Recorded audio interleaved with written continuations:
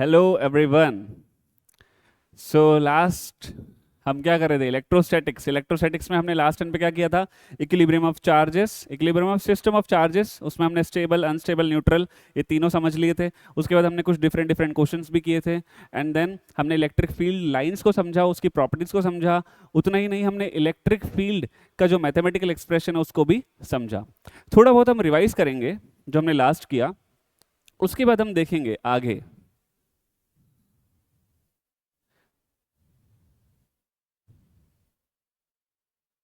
Okay, electric field, electric field और lines of forces. Lines of force, the region of space around a charge is not a normal region. मैंने आपको बताया था कि अगर एक चार्ज रखा हुआ है स्पेस में, तो उसके अराउंड में जो स्पेस होता है वो नॉर्मल स्पेस नहीं होता, बट वो मॉडिफाइड स्पेस होता है। ये हमें कैसे पता चलता है? अगर हम एक टेस्ट चार्ज को उसके अराउंड लेकर आएंगे तो वो फोर्स एक्सपीरियंस करेगा, राइट? ऐसे टाइप के मॉडिफाइड स्पेस को हम क्या बोलते हैं? Electric field region. मैथमेटिकली हमने बोला कि electric field is the force experience by the unit test charge. ये हमने ऐसा कैसे बोला? देखो, हमें इलेक्ट्रिक फील्ड की स्ट्रेंथ को पता लगाना था, तो हम स्ट्रेंथ को कैसे पता लगा सकते हैं? हम फोर्स के ही जरिए स्ट्रेंथ को पता लगा सकते हैं, राइट? लेकिन एक बात है कि अगर हम कम चार्ज लेकर आएंगे तो उस पे फोर्स कम लगेगा, ज्यादा चार्ज लेकर आएंगे तो उस पे फोर्स ज्यादा लगेगा। मतलब जो हम बाहर से चार्ज लेकर आ रहे हैं ना, यहाँ पे जो इलेक्ट्रिक फील्ड है वो उस पर डिपेंड नहीं करनी चाहिए। आ रही है बात समझ में? वो उस पर डिपेंड नहीं करनी चाहिए। तो हमने क्या किया? हमने देखा कि अगर हम फोर्स जो हम निकाल रहे हैं, वो जो हम फोर्स कैलकुलेट कर रहे हैं, अगर हम उसको डिवाइड कर दे बाहर से लाने वाले टेस्ट चार्ज को, तो हमारे पास जो फैक्टर निकल के आएगा वो फैक्टर टेस्ट चार्ज पे डिपेंड नहीं करता। वो फैक्टर सिर्फ और सिर्फ किस पे डिपेंड करता है? सोर्स चार्ज पे डिपेंड करता है। तो हमने फाइनली उस टेस्ट चार्ज को यूनिट चार्ज मानकर इलेक्ट्रिक फील्ड का मैथमेटिकल एक्सप्रेशन निकाला और K Q by R square आ गया। ये इलेक्ट्रिक फील्ड का मैथमेटिकल एक्सप्रेशन एक पॉइंट चार्ज की वजह से होता है, ठीक है? तो electric field is a force experience by test charge per unit charge. तो एक क्यू नॉट चार्ज रखा, टेस्ट चार्ज, और उसको डिवाइड कर दिया, तो हमारे पास इलेक्ट्रिक फील्ड क्या आया? F upon Q not. तो इस तरीके से हमने फोर्स को, इस तरीके से हमने इलेक्ट्रिक फील्ड को डिफाइन किया कि this is force per unit charge. The net force on a test charge. अगर नेट फोर्स टेस्ट चार्ज पे लिखना है तो क्या होगा? हमें प्रोडक्ट करना होगा किसका? चार्ज का और इलेक्ट्रिक फील्ड उस पॉइंट पे, उस पॉइंट पे जो इलेक्ट्रिक फील्ड डिफाइन की गई है उन दोनों का प्रोडक्ट करना होगा, ठीक है? Unit of electric field Newton पर कूलम, फोर्स अपॉन चार्ज है, ठीक है? ओके, इसके बाद इलेक्ट्रिक फील्ड लाइंस और लाइंस ऑफ फोर्स। अब ये इलेक्ट्रिक फील्ड, ओके, तो वापस वहीं आ गए हम, ठीक है? इलेक्ट्रिक फील्ड लाइंस और लाइंस ऑफ फोर्स। उसके बाद हमने समझा, क्या समझा? कि ये अगर चार्ज है और अगर हम यहाँ पर एक चार्ज रखते हैं, टेस्ट चार्ज, तो उस पर फोर्स ऐसे लगता है। यहाँ पे टेस्ट चार्ज लगते हैं तो उस पर फोर्स ऐसे लगता है। कहीं पे भी टेस्ट चार्ज रखोगे तो फोर्स क्या होता है? वो रेडियली आउटवर्ड होता है। तो उन्हीं फोर्सेस के जो वेक्टर्स होते हैं उनको हमने क्या कंसिडर कर लिया? Force lines. लेकिन अगर ये नेगेटिव चार्ज होगा तो फोर्स कैसे लगेगा? अट्रैक्टिव फोर्स लगेगा। तो फोर्स लाइंस कैसे होंगी? रेडियली इनवर्ड होंगी, ठीक है? तो नेगेटिव चार्ज के लिए जो फोर्स लाइंस होती है वो इनवर्ड होती है, और जो पॉजिटिव चार्ज के लिए फोर्स लाइंस होती हैं वो आउटवर्ड होती हैं। फाइन। उसके बाद, उसके बाद हमने प्रॉपर्टीज ऑफ फील्ड लाइंस पढ़ा। उसको जल्दी जल्दी रिवाइज कर लेते हैं। जैसे कि पॉजिटिव चार्ज से लाइंस हमेशा ओरिजिनेट करती है, नेगेटिव चार्ज पे लाइंस हमेशा टर्मिनेट करती है। थर्ड पॉइंट वहां पर हमने लिखा है, टेंजेंट जो होता है किसी भी लाइन पे, किसी भी पॉइंट पे जो टेंजेंट होता है वो इलेक्ट्रिक फील्ड और फोर्स की डायरेक्शन को शो करता है। जैसे ये एक चार्ज है, इसकी फील्ड लाइंस निकल रही हैं, एक पॉइंट पे हमने टेंजेंट बनाया, उस पॉइंट पे जो टेंजेंट होगा उस पॉइंट पे फोर्स और इलेक्ट्रिक फील्ड को शो करेगा। मतलब अलग अलग पॉइंट पे अलग अलग इलेक्ट्रिक फील्ड की वैल्यू हो सकती है। फाइन, ठीक है? Fourth point, no two lines can intersect. क्यों इंटरसेक्ट नहीं कर सकती? क्योंकि जिस पॉइंट पे वो इंटरसेक्ट करेंगे उस पॉइंट पे हमारे पास दो इलेक्ट्रिक फील्ड की डायरेक्शन आ जाएगी, जो कि पॉसिबल नहीं है, ठीक है? Fifth, electric field lines are open lines. ये ओपन लाइंस होती हैं, ये क्लोज लूप्स नहीं बनाती, ये क्लोज लूप्स नहीं बनाती है, ठीक है? Yes, here is my pen. And अब देखो, इसको हम क्रॉस कर लेते हैं। ये क्लोज लूप्स नहीं बनाती। सीधा अगर पॉजिटिव चार्ज से निकलेगी तो सीधा नेगेटिव चार्ज में जाएगी, पॉजिटिव चार्ज में वापस नहीं आएगी, ठीक है? नेक्स्ट पॉइंट हमने क्या पढ़ा? नेक्स्ट पॉइंट हमने क्या पढ़ा? Field lines are always perpendicular on the surface of a conductor. एक कंडक्टर के सरफेस पे हमेशा फील्ड लाइंस परपेंडिकुलर होंगी, क्योंकि अगर वो परपेंडिकुलर नहीं होती है, मान लीजिए वो ऑब्लिक होती है, तो एक कंपोनेंट आ जाएगा अलोंग द सरफेस जो कि फोर्स देगा, फोर्स की वजह से मोशन ऑफ चार्जेस होगा, जैसा कि पॉसिबल नहीं है। तो फोर्स जीरो होना चाहिए, मतलब कॉस थीटा जीरो होना चाहिए, तो यहाँ पर थीटा 90 आ गया, तो ऑटोमेटिकली जो हमने बात यहाँ पे लिखी है वही प्रूव हो गई। 7th point, number of field lines per unit area shows the strength of the field at that point. अगर हम एक एरिया बनाए, उसमें से ज्यादा नंबर ऑफ फील्ड लाइंस अगर निकल रही हैं, तो इसका मतलब वहां पे ज्यादा इलेक्ट्रिक फील्ड है। कम इलेक्ट्रिक फील्ड लाइंस निकल रही हैं, तो वहां पर कम इलेक्ट्रिक फील्ड है। ठीक है, तो लाइंस जितनी ज्यादा क्राउडेड होंगी, इलेक्ट्रिक फील्ड उतनी ही ज्यादा होगी। लाइंस जितनी कम होंगी, उतनी ही इलेक्ट्रिक फील्ड कम होगी। नेक्स्ट पॉइंट, नेक्स्ट पॉइंट क्या था, हमने यहाँ पर एक इन्फिनिट शीट बनाई। एक इन्फिनिट शीट है जिसपे चार्ज फैला हुआ है पूरी तरीके से, उसको हम 2 डायमेंशन में ऐसे करके दिखा सकते हैं साइडवेज। तो उससे जो इलेक्ट्रिक फील्ड निकलती है, इलेक्ट्रिक फील्ड लाइंस निकलती है, वो पैरेलल लाइंस होती है। क्या होती है? पैरेलल लाइंस होती है। ठीक है, ओके। 9th, रिपल्शन को इस तरीके से शो करते हैं, फील्ड लाइंस कभी भी इंटरसेक्ट नहीं करती, तो वो इस तरीके से कर्व हो जाती है। और अट्रैक्शन में फील्ड लाइंस पॉजिटिव से निकलकर नेगेटिव में जाती है, इसी को हम अट्रैक्शन बोलते हैं। ठीक है, lastly number of electric field lines per unit area को इलेक्ट्रिक फ्लक्स बोला जाता है। इलेक्ट्रिक फ्लक्स बोला जाता है, तो इसकी यूनिट क्या होगी? यूनिट क्या होगी इलेक्ट्रिक फ्लक्स की? Unit of flux, unit of flux क्या होगा? देखो, इलेक्ट्रिक फील्ड, अच्छा ठीक है छोड़ो, इलेक्ट्रिक फील्ड इनटू एरिया होता है वो वैसे, लेकिन बाद में हम इसको करेंगे। अभी तो मैंने क्या बोला? Number of field lines per unit area, number of field lines per unit area is correct, but mathematically थोड़ा सा डिफरेंट होता है। तो यूनिट हम तभी लिखेंगे जब इसका मैथमेटिकल फॉर्मुलेशन लिखेंगे। जब हमारा इलेक्ट्रिक फील्ड पूरा का पूरा खत्म हो जाएगा, तो उसके बाद हम इलेक्ट्रिक फ्लक्स पढ़ेंगे। ठीक है, तो इतना हमने अब तक किया। फाइन, नेक्स्ट देखते हैं कि क्या है।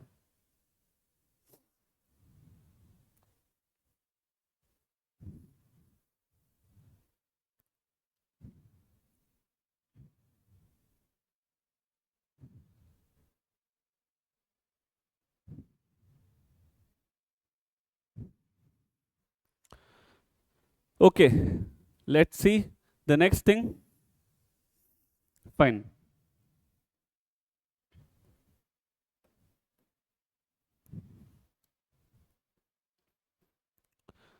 Field due to a point charge. Field due to a point charge. जैसे कि यहां पर अगर एक चार्ज रखा है Q, ये क्या है? ये एक सोर्स चार्ज है।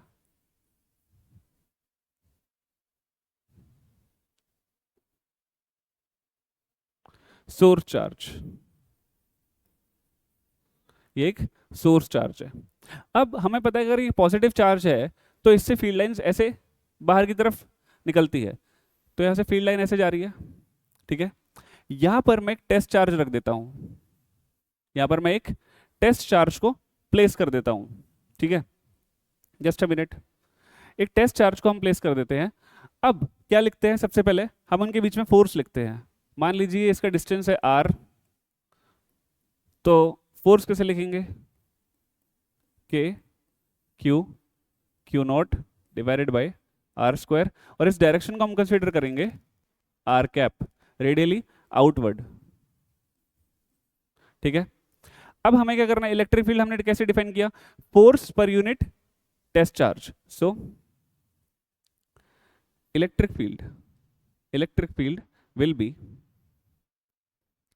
1 upon q naught into f, 1 upon q naught into f. Therefore electric field equal to, अब देखो फोर्स अपॉन क्यू नॉट है, तो क्यू नॉट कैंसिल हो जाएगा, तो हमारे पास क्या होगा? K Q by R square R cap. This is the electric field due to a point charge. और इसको कैसे लिख सकते हैं? देखो आर कैप को हम लिख सकते हैं आर वेक्टर अपॉन आर, तो ये क्या होगा, K Q by R cube into R vector.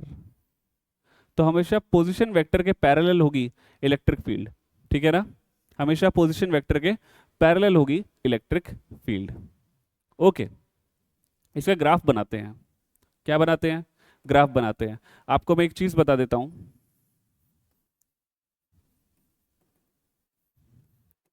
Side में एक चीज देख लीजिए। अगर y इक्वल टू 1/x² है तो इसका ग्राफ कैसे बनता है, ऐसे बनता है, ठीक है। ग्राफ कैसे बनता है, ऐसे बनता है। लेकिन अगर यहां पर आप नेगेटिव वैल्यूज पुट करते हो, नेगेटिव वैल्यूज पुट करते हो तो क्या होगा, तो भी सेम वैल्यू आएगी y की। अगर आप नेगेटिव वैल्यूज पुट करोगे तो भी y की वैल्यू सेम आने वाली है।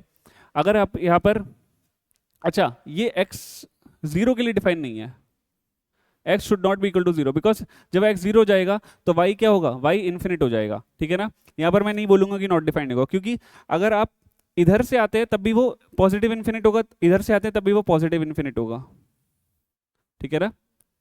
आ रही है बात समझ में आपको, ऑल राइट। लेकिन इलेक्ट्रिक फील्ड वाला जो ग्राफ है इसमें थोड़ा सा डिफरेंस है। क्या, क्योंकि ये डायरेक्शनल क्वांटिटी है, ये वेक्टर क्वांटिटी है। तो इसमें क्या होता है, जब आप चार्ज के, मान लो ये चार्ज है, जब आप चार्ज के पॉजिटिव एक्स एक्सिस पे हो तो इलेक्ट्रिक फील्ड की डायरेक्शन कहां पे है, अवे, ठीक है। इलेक्ट्रिक फील्ड की डायरेक्शन क्या होगी, हमेशा अवे फ्रॉम द चार्ज होगी। लेकिन जब आप नेगेटिव एक्स एक्सिस पे हो तो भी वो अवे होनी चाहिए, लेकिन अवे होने के लिए यहां पर वो नेगेटिव आई कैप में हो गई और यहां पर वो पॉजिटिव आई कैप में हो गई। आ रही है बात समझ में। तो अगर x के साथ अगर ग्राफ बनाएंगे तो वो डिफरेंट डिफरेंट डायरेक्शंस में इलेक्ट्रिक फील्ड हो जाएगी, मतलब इलेक्ट्रिक फील्ड बेसिकली नेगेटिव हो जाएगी यहां पर और वहां पर इलेक्ट्रिक फील्ड पॉजिटिव रहेगी। तो ग्राफ कैसे बनेगा, ये अगर इलेक्ट्रिक फील्ड है,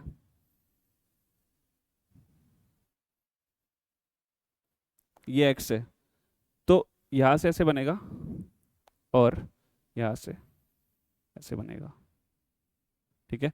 अब r इक्वल टू 0 पर, r इक्वल टू 0 पर इलेक्ट्रिक फील्ड जो है वो नॉट डिफाइंड है, ठीक है। r इक्वल टू 0 पर इलेक्ट्रिक फील्ड कैसी है, नॉट डिफाइंड है। क्यों, क्योंकि जब आप पॉजिटिव एक्स एक्सिस की तरफ से 0 की तरफ जाते हो, जा रहे हो जा रहे हो जा रहे हो जा रहे हो, इलेक्ट्रिक फील्ड जैसे ही आप x इक्वल टू 0 पे पहुंचने वाले होगे तो इलेक्ट्रिक फील्ड एकदम से स्पाइक करके कहां जाएगी, पॉजिटिव इन्फिनिटी चली जाएगी, ठीक है ना। लेकिन अगर आप नेगेटिव एक्स एक्सिस से x इक्वल टू 0 की तरफ आ रहे हो आ रहे हो आ रहे हो आ रहे हो, जैसे ही आप x इक्वल टू 0 की तरफ पहुंचोगे तो स्पाइक करके कहां चली गई, माइनस इन्फिनिटी चली गई, ठीक है। तो x इक्वल टू 0 पर इलेक्ट्रिक फील्ड जो है वो अजीब सा बिहेवियर शो कर रही है। जब हम वहां से आते हैं तो ये पॉजिटिव इन्फिनिटी चली जाती है, जब हम यहां से आते हैं तो ये नेगेटिव इन्फिनिटी चली जाती है। तो हम बता नहीं पा रहे हैं अच्छे से, ऐसे केस में इलेक्ट्रिक फील्ड जो है वो नॉट डिफाइंड है, ठीक है। नोट डाउन करो, ये है अपना ग्राफ, किसके लिए, एक पॉइंट चार्ज की इलेक्ट्रिक फील्ड जो होती है उसके लिए हमने ग्राफ बनाया है। Note down everybody.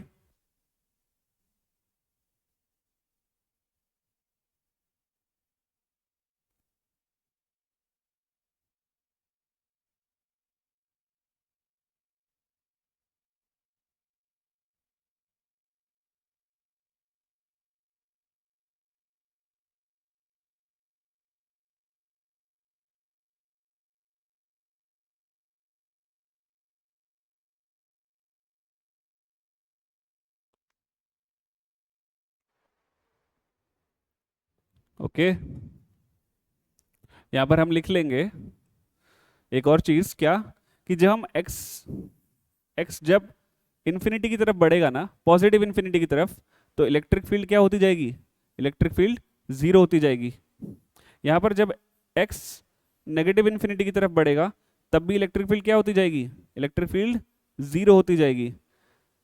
यहां से ऊपर जा रहे हैं हम, ठीक है, यहां से हम ऊपर जा रहे हैं तो यहां पर क्या हो रहा है, अगर x जो है वो 0 की तरफ बढ़ेगा तो इलेक्ट्रिक फील्ड क्या होती जाएगी, इलेक्ट्रिक फील्ड पॉजिटिव इन्फिनिटी होती जाएगी। लेकिन अगर यहां से x 0 की तरफ बढ़ेगा तो इलेक्ट्रिक फील्ड क्या होती जाएगी, नेगेटिव इन्फिनिटी होता जाएगा, ठीक है। इसलिए ये नॉट डिफाइंड है। वहां से अगर x 0 की तरफ बढ़ रहा है तो इलेक्ट्रिक फील्ड पॉजिटिव इन्फिनिटी, यहां से अगर बढ़ रहा है तो इलेक्ट्रिक फील्ड नेगेटिव इन्फिनिटी। अगर चार्ज से हम दूर जाते जाते हैं तो फिर इलेक्ट्रिक फील्ड की वैल्यू जीरो हो जाएगी। ये बिल्कुल वैसा ही देखो, जैसा अगर अर्थ पे हम हैं तो ग्रेविटेशन कुछ तो है, ठीक है, हम दूर जाते हैं तो ग्रेविटी थोड़ी डिक्रीज होती जाएगी। अगर हम काफी दूर चले गए, स्पेस में चले गए, तो अर्थ हमें फील भी नहीं होगी, है ना। और दूर जाते जाएंगे तो ये बिल्कुल बिल्कुल नेग्लिजिबल हो जाएगी, ठीक है। लेकिन मैथमेटिकली जब हम देखते हैं, जब ग्रेविटेशन का फॉर्मूला लिखते हैं, याद है सबको ग्रेविटेशन का फॉर्मूला क्या होता है? ग्रेविटेशनल फोर्स का फॉर्मूला जी m1 m2/r², inverse square law follow करता है, ठीक है ना। अगर हम जी लिखते हैं तो क्या लिखते हैं? g m/r²। देखो, जैसे इलेक्ट्रिक फील्ड का फॉर्मूला होता है वैसे ही ग्रेविटेशन फील्ड का भी फॉर्मूला होता है, ठीक है। तो यहाँ पे देखो जी जो है ना वो इनवर्सली प्रोपोर्शनल टू r² है। अब आप r की कितनी भी बड़ी वैल्यू रख दो, जी कभी भी जीरो नहीं हो सकता। अगर आप r 1000 रखते हो तो भी कुछ ना कुछ वैल्यू आपको मिलेगी, 10 लाख मिल जाएगा, ठीक है।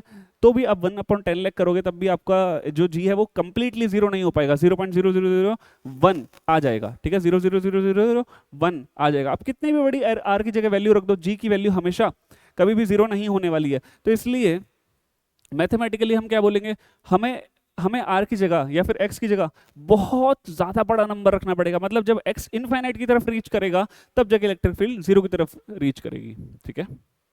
All right, so this is about point charge. अगर हमें पॉइंट चार्ज के बारे में ये सारी बातें समझ में आ चुकी हैं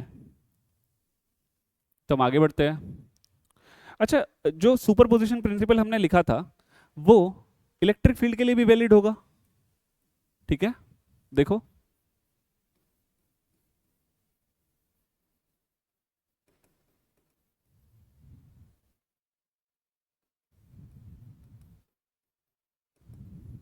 सुपरपोजिशन प्रिंसिपल, ये चार्ज है Q1 Q2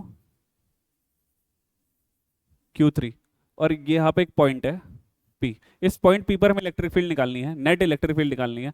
तो देखो, इसकी वजह से क्या होगा, इलेक्ट्रिक फील्ड उधर होगी, इसकी वजह से उधर होगी, इसकी वजह से ऊपर होगी, ठीक है ना। मान लो ये है R1, ये है R2 और ये है R3। तो नेट इलेक्ट्रिक फील्ड कैसे लिखोगे? सुपरपोजिशन प्रिंसिपल क्या बोलता है कि net electric field is the vector sum of individual electric fields, individual electric fields, ठीक है। लिख लेते हैं E1 vector plus E2 vector plus E3 vector. Direction सबकी अलग अलग है तो अलग अलग ही लिखेंगे। के Q1, एक पॉइंट चार्ज की वजह से इलेक्ट्रिक फील्ड क्या होती है? के Q/r²। यहां पर R1² है और उसकी डायरेक्शन क्या है? R1 कैप प्लस यहां पर के Q2/R2², यहां पर क्या है? R2 कैप प्लस के Q3/R3² और R3 कैप। क्लैरिटी है? तो देखो, डायरेक्टली ऐड नहीं हो रहा है, यहाँ पर डायरेक्शंस हैं। अगर हम कोई एग्जांपल लेंगे तो हमें रिजॉल्व करना पड़ेगा, ठीक है। ओके, अगर हमें पॉइंट चार्ज अच्छे से समझ में आ गया है तो हम कुछ एग्जांपल्स देखना स्टार्ट करते हैं। सो लेट अस कंसीडर, ऐसे करके गिवन है ये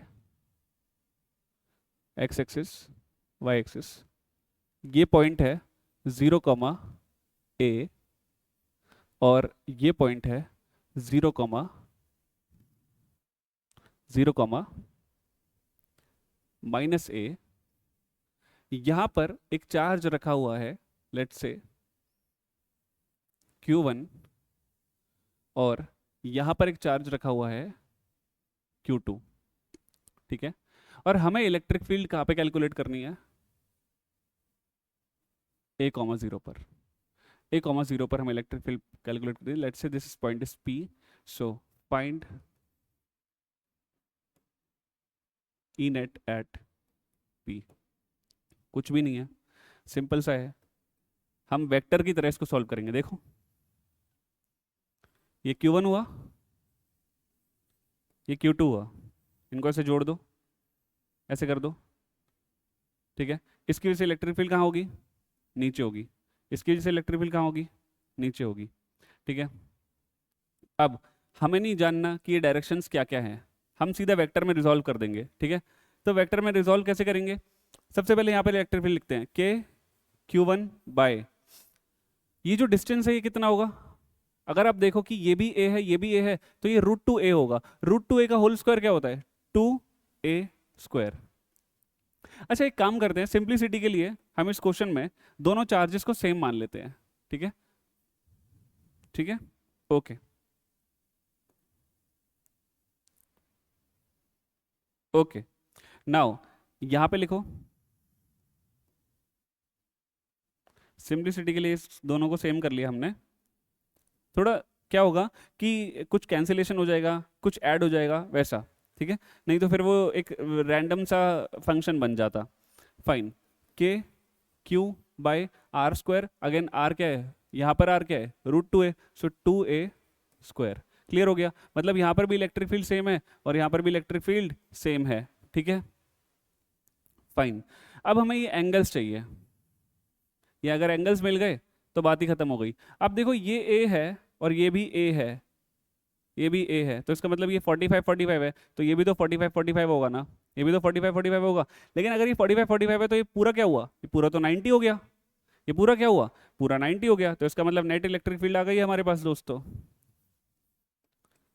नेट इलेक्ट्रिक फील्ड क्या होगी, क्योंकि 90 हो गया ना, तो इसलिए E² प्लस E², तो √2e, और ई नेट इक्वल टू, देखो √2/2, 1/√2 हो जाएगा, तो KQ/√2a², ठीक है। अगर वेक्टर फॉर्म में कैलकुलेट करना है तो आप देखो कि इसका वेक्टर इधर आएगा, इसका भी वेक्टर एक इधर होगा कंपोनेंट, ये और ये वाला कंपोनेंट कैंसिल हो जाएगा, तो इसका √2 मतलब इसका cos 45, इसका भी cos 45, दोनों को cos 45 होगा। cos 45 क्या होता है, 1/√2 होता है, तो KQ/2√2a², आई कैप, दोनों ही आई कैप में होगा, वैसे तो दोनों ही आई कैप में होगा, तो यही आ जाएगा बेसिकली। देखो यही वेक्टर भी है और मैग्नीट्यूड क्या है, KQ/√2a²। क्लैरिटी है,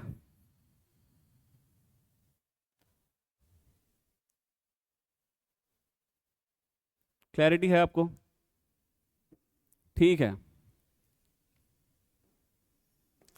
चलो नेक्स्ट देखते हैं, next question.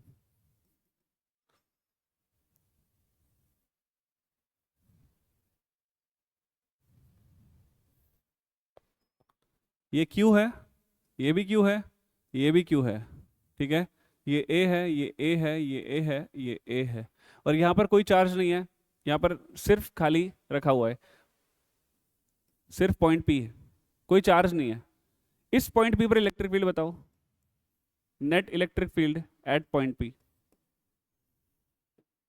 I think question लिखते ही आप सभी ने इसको सॉल्व कर लिया होगा, और जिसे नहीं करा ना वो छोटा फील मत करो कि भाई मैं सॉल्व नहीं कर पा रहा, क्यों नहीं कर पा रहा, ठीक है।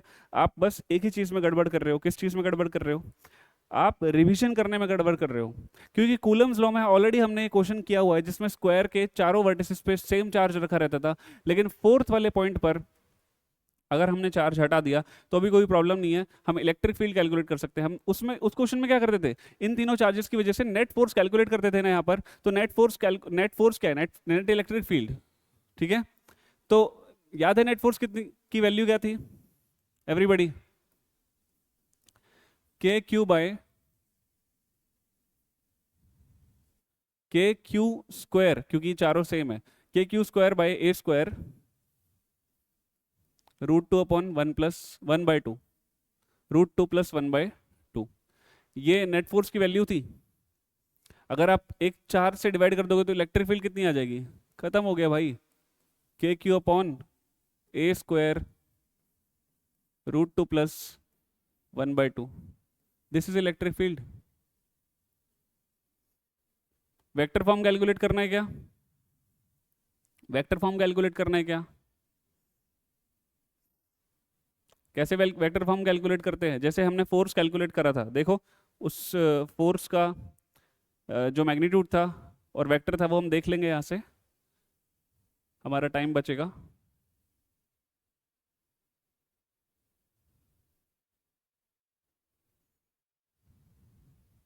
देखो दिख रहा है वहां पे, KQ² upon A² into 1+2/√2 into I-J, और मैग्नीट्यूड देखो √2 + 1/2 KQ² तो मैग्नीट्यूड यही हो जाएगा, बस यहाँ से एक Q जो है हमें वो कम कर देना है, ठीक है ना? 1+1/2√2। क्लैरिटी है?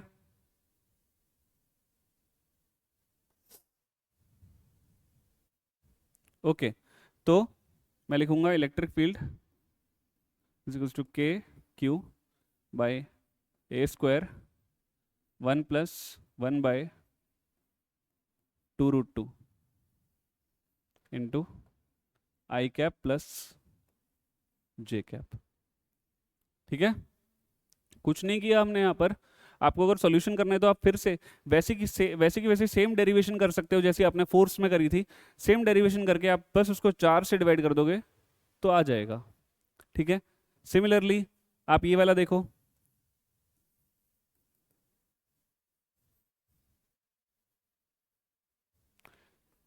क्यू क्यू यहां पर आपको निकालना है।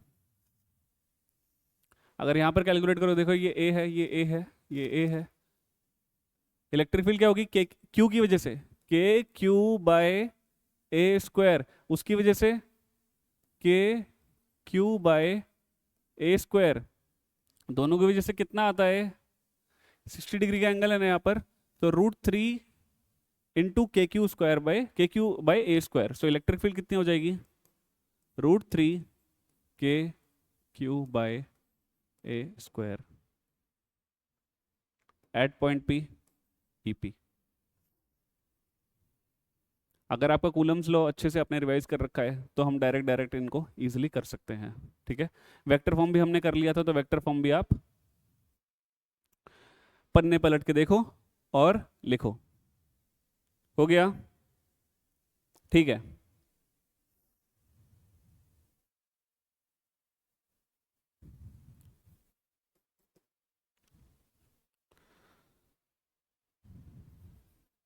एक Q1 चार्ज है,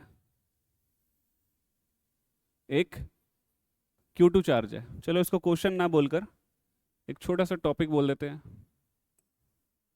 क्या बोल रहे हैं हम? Neutral point. पहले भी हमने इसके बारे में बात करी थी, पर एग्जैक्ट फॉर्मूला हम कैलकुलेट कर सकते हैं अभी। Q1 और Q2 दोनों ही पॉजिटिव चार्जेस है। मुझे इसके बीच में वो वाला पॉइंट निकालना है जहां पर इलेक्ट्रिक फील्ड जीरो होगी।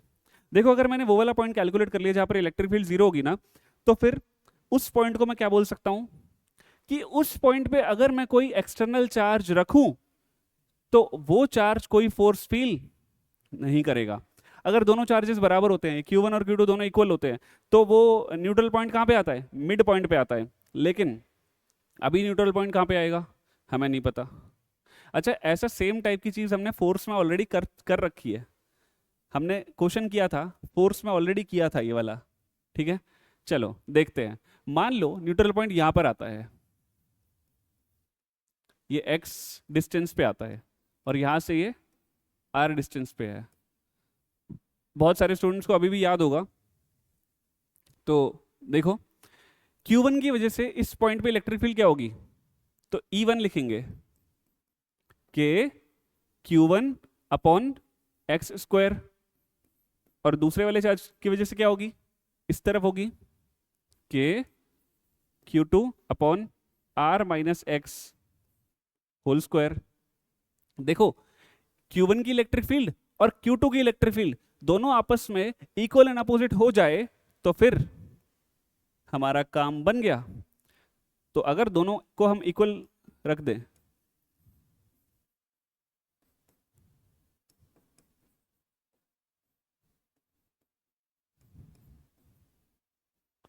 For E net equal to 0, क्या कैंसिल, Q1 अपॉन Q2 और let's write Q2 upon Q1, R minus X upon X whole square, ये स्क्वायर इस तरफ आ जाएगा, तो Q2 upon Q1 root R upon X minus 1, ये 1 इस तरफ आएगा, पॉजिटिव हो जाएगा।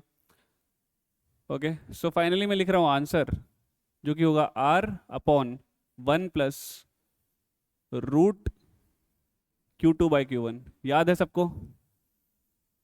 याद है, हमने पहले भी ये फॉर्मूला डिराइव करा था फोर्स में, और यही सेम एग्जैक्ट सेम फॉर्मूला निकल के आया था। तो देखो, इसी पॉइंट पर फोर्स जीरो है और इसी पॉइंट पर इलेक्ट्रिक फील्ड भी जीरो है। तो न्यूट्रल पॉइंट किसको बोलते हैं? न्यूट्रल पॉइंट एक ऐसे पॉइंट को बोलते हैं जहां पर इलेक्ट्रिक फील्ड जीरो हो जाती है। Okay fine, electric field zero हो जाती है।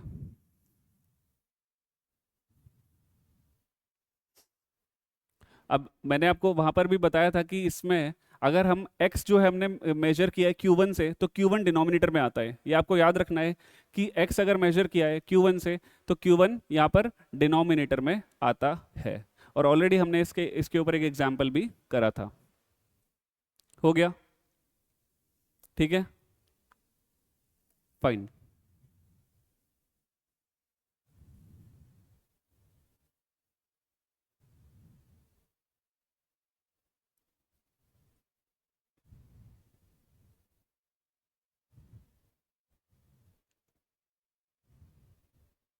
Okay, let's see next.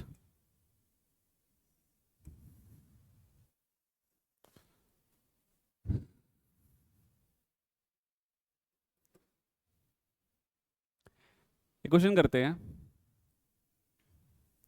मान लो एक क्यू चार्ज यहां पर रखा हुआ है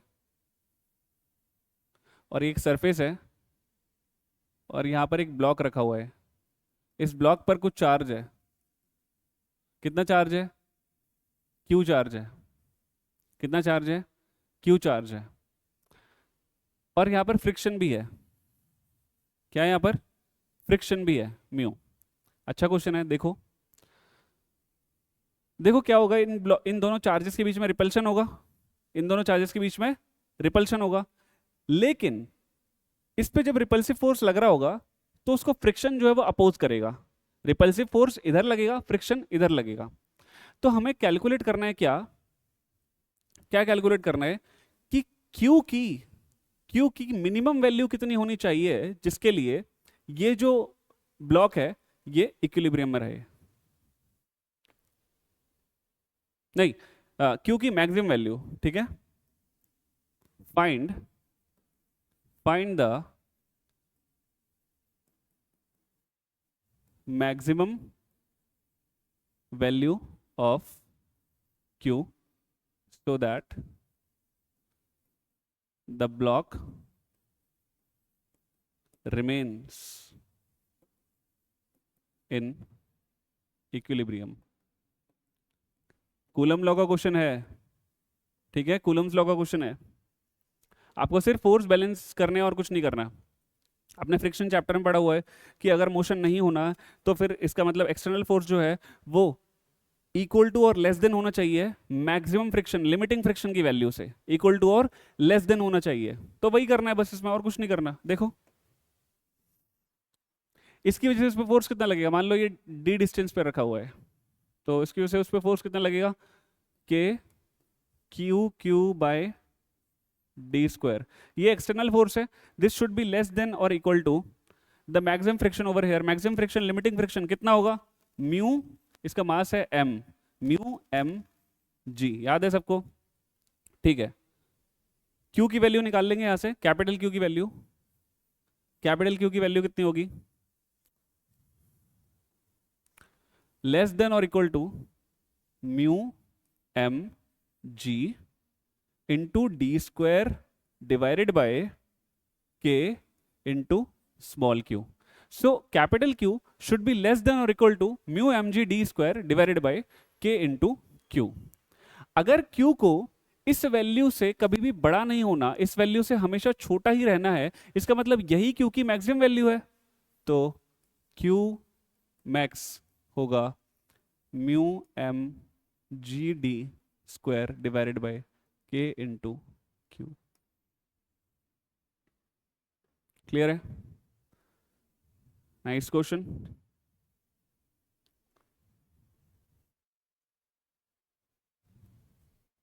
नोट डाउन क्विकली।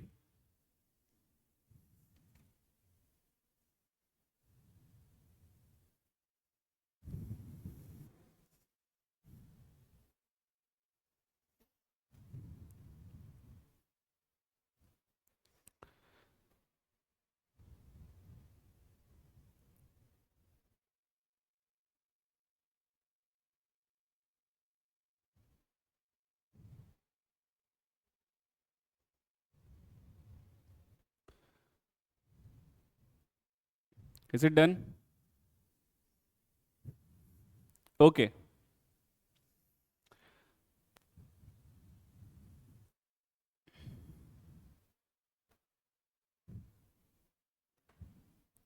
एक क्वेश्चन और लेते हैं, नॉर्मल सा क्वेश्चन लेते हैं, सिंपल सा। क्या है इसमें, देखो।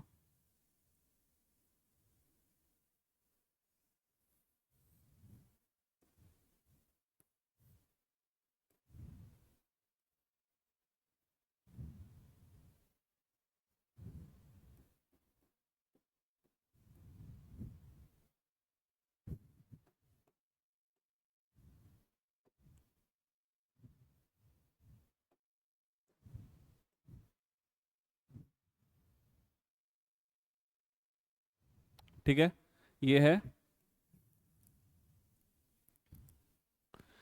0,0 1,0।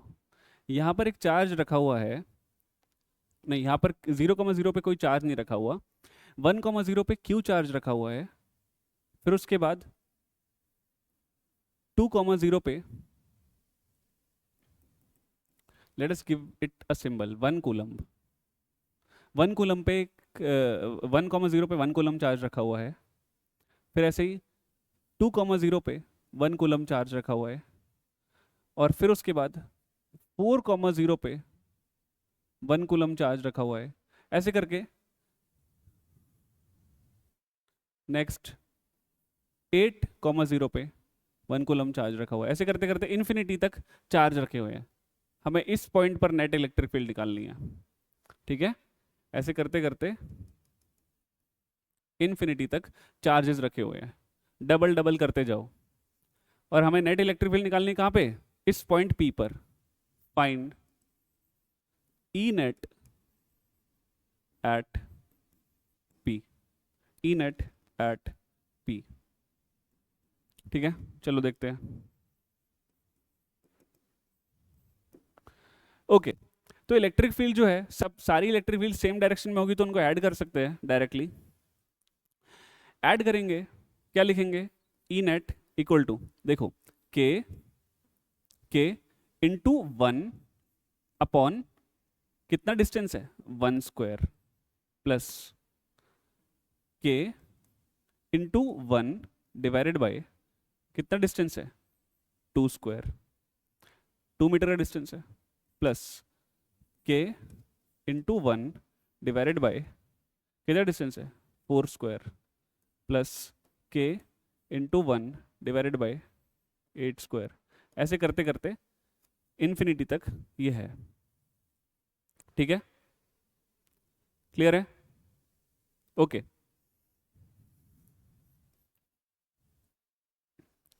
देखो ये क्या है?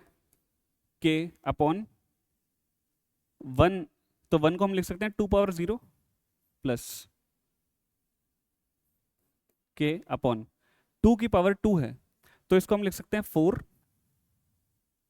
या फिर सिर्फ 2 की पावर 2 प्लस, देखो 4 का स्क्वायर क्या होगा? 16, तो के अपॉन 2 की पावर 4 हो जाएगी। ठीक है ना? प्लस 8 का स्क्वायर 64, तो 2 की पावर 8 हो जाएगी, ऐसे करते करते। ठीक है, हम इसको एक और तरीके से चेंज कर सकते हैं। कैसे? देखो देखो, इसको हम, इस सीरीज को हम ऐसे भी लिख सकते हैं। कैसे? इलेक्ट्रिक फील्ड इक्वल टू के अपॉन, ये 2, ये 1 है, 1 को तो हम 4 की पावर 0 भी लिख सकते हैं, है ना। मैं बेस को 4 कर रहा हूं, के अपॉन, यहां पर 2 की पावर 2 है तो उसको हम लिख सकते हैं 4 की पावर 1 प्लस के अपॉन, यहां पर 2 की पावर 4 है, 2 की पावर 4 क्या होता है? 4 का स्क्वायर 16 था ना, तो 16, तो 4 की पावर 2 लिख सकते हैं, और 64 को हम 4 की पावर 3 लिख सकते हैं। अब हमारा देखो क्या हो गया, सिंपल एक सीरीज बन गई, 4 की पावर 1 2 3 करते हुए हम आगे जाते जा रहे हैं। ठीक है, अब आपको पता है एक सीरीज हम यहां पर लिखते हैं इन्फिनिट सीरीज। क्या है? Infinite series. कैसी?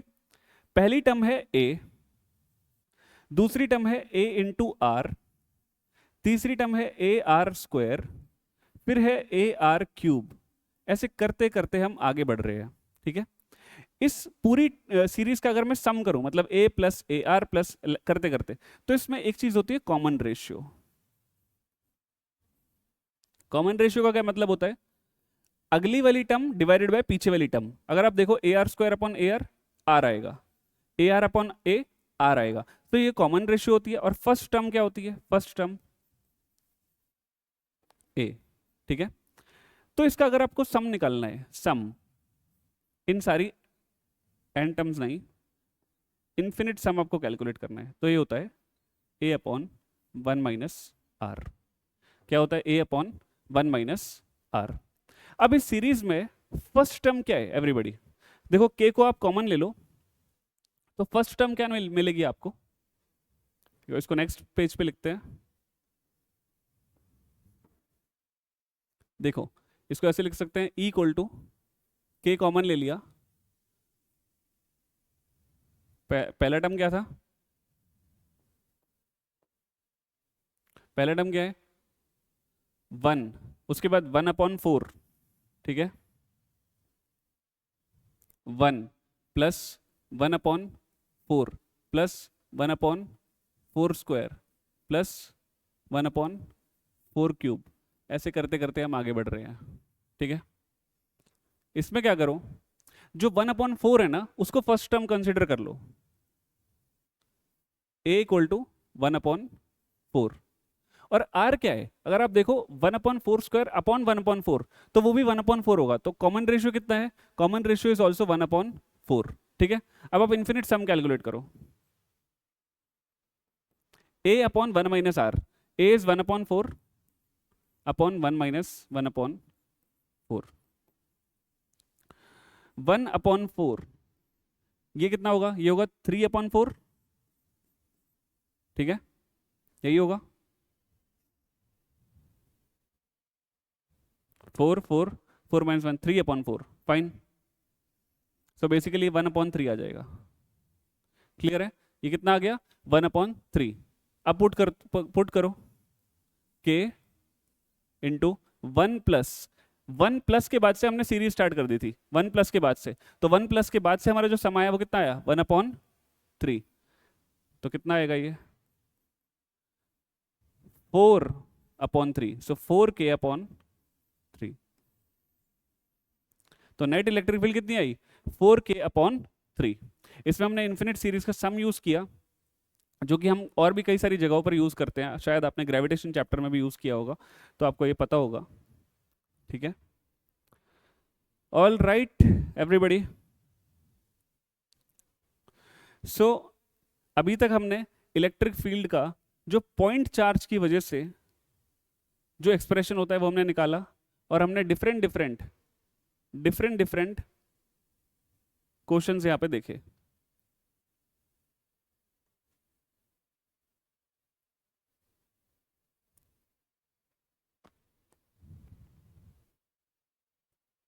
Okay, so that's all for this class. Next turn पर हम कंटिन्यूस सिस्टम करेंगे। कंटिन्यूस सिस्टम का मतलब क्या है कि मान लो अभी तो हमने पॉइंट चार्ज की वजह से इलेक्ट्रिक फील्ड निकाला, नेक्स्ट टर्न पर हम एक रॉड होगा और वो पॉजिटिवली चार्ज रॉड होगा, रिंग होगा वो पॉजिटिवली चार्ज रिंग होगा, या फिर डिस्क होगा वो पॉजिटिवली चार्ज या नेगेटिवली चार्ज, कुछ भी ऐसे करके रिंग जो डिफरेंट डिफरेंट ऑब्जेक्ट्स है वो हो सकते हैं, उनकी वजह से इलेक्ट्रिक फील्ड कैसे होती है और कैसे निकाली जाती है वो हम देखेंगे। इनको हम कंटिन्यूस सिस्टम्स बोलते हैं, कंटिन्यूस चार्ज डिस्ट्रीब्यूशन बोलते हैं। तो ये हम नेक्स्ट टर्न पर कैलकुलेट करेंगे। All right then